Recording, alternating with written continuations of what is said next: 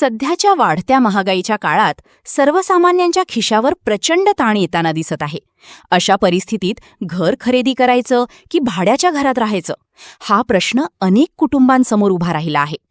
एका बाजूला महिन्याला सुमारे 30,000 रुपये भाडं देण्याचा पर्याय आहे, तर दुसऱ्या बाजूला 70,000 रुपये EMI भरत स्वतःचं घर घेण्याचा विचार अनेक जण करत आहेत.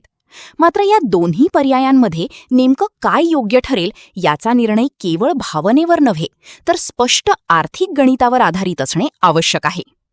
भाड्याने राहणं हा तुलनेने सोपा आणि लवचिक पर्याय मानला जातो. यात मोठी डाऊन पेमेंट करण्याची गरज नसते, त्यामुळे सुरुवातीला आर्थिक ताण कमी राहतो.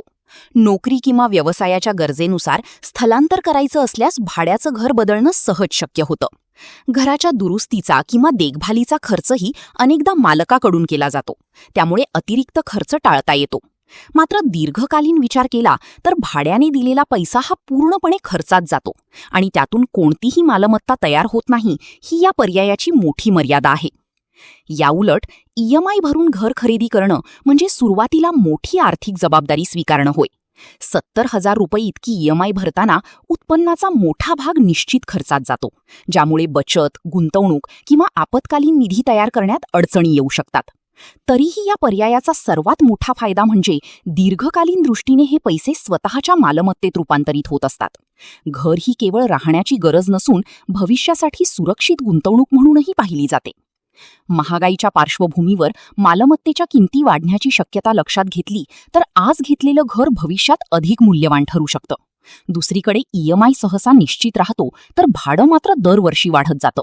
त्यामुळे काही वर्षांनंतर भाडं आणि EMI यामधील अंतर कमी होण्याची शक्यता असते, ज्यामुळे घर खरेदीचा पर्याय अधिक आकर्षक वाटू शकतो. तथापि हा निर्णय घेताना व्यक्तीची आर्थिक परिस्थिती, उत्पन्नाची स्थिरता, भविष्यातील योजना आणि राहण्याची गरज यांचा सखोल विचार करणे अत्यंत महत्त्वाचे आहे. जर उत्पन्न स्थिर असेल आणि दीर्घकाळ एकाच ठिकाणी राहण्याचा विचार असेल तर घर खरेदी करणं फायदेशीर ठरू शकतं. पण जर नोकरीत अनिश्चितता असेल किंवा वारंवार स्थलांतराची गरज भासू शकते तर भाड्याने राहणं अधिक सुरक्षित आणि सोयीचं ठरू शकतं.